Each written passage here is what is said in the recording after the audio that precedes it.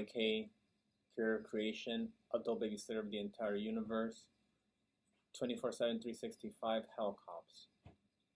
When I could say the worst time of my life was 2020, ending in November, December of 2019.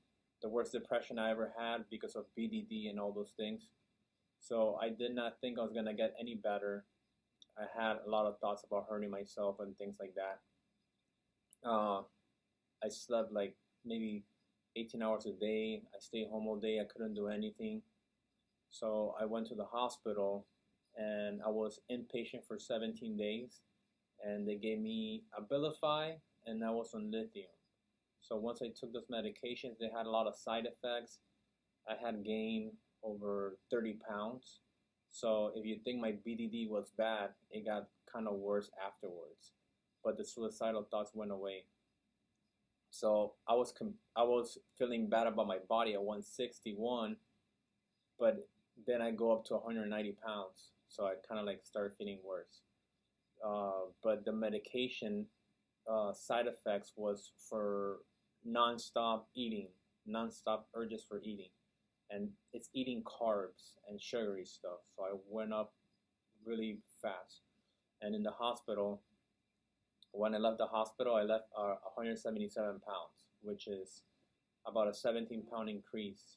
All I ate was, lots of milk, lots of juices, everything with sugar, lots of crackers, peanut butter and jelly sandwiches, things like that, every day. And you eat 6 times a day, 3 meals, breakfast, lunch, and dinner, and you have 3 snacks. So that's a lot of food. And I kept eating, eating, eating, eating. And I went up to, if I thought I was with BDD at 161, my BDD was kind of worse at 190. But what did work was that the suicidal thoughts went away. I never had suicidal thoughts before. I didn't think I was going to get any better. And that's because when you go through October, well, not, I would say November, December, January, February. Like when it started in February, that's when I started getting thoughts about suicide. So that happens with people that have depression. And like I said, everybody that has mental health issues, they automatically have John 3:16 because it's not their fault if they hurt themselves or they lose their life. It's not their fault. It's the issue with the whole thing with having the mental health disability. So that was established for everybody with mental health. And when I was in the facility, like I took the medications, I still had the thoughts. When I got out a little bit early. I got out. I was there. I was there. I was there in April 2nd till the 12th or 13th. But then I still had suicidal thoughts, so I went back 3 days later for about 5 days. So in total, I was there for 17 days. And now is August, is the beginning of August. So right now, for example, I've lost 21 pounds. I was at 190, now I'm 169. So that's 21 pounds lost. Basically just eating a little bit and just almost no carbs. And that's basic, and protein, water and things like that. And I lost 21 pounds in about 2-3 weeks. But I only started losing weight the moment I started eating like that, and that's when my appetite goes away. If my appetite doesn't go away, I can't lose weight. So now at 169, I feel much better than when I was at 190. So that's the thing with medication.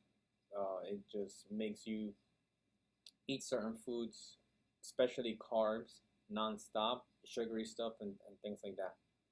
So for other people that don't have BDD, they don't have that issue. But someone with BDD, like myself, Hulk NYK, I just can't really function normally because of my issues.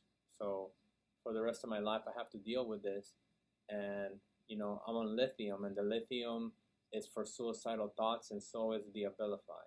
But the Abilify was just to keep me away from that, and it was like for an emergency. So once I stopped taking the Abilify, the appetite went down. But the combination of the Abilify and lithium got me away from my suicidal thoughts. And when I started getting better, it started. I was just on lithium and my regular meds.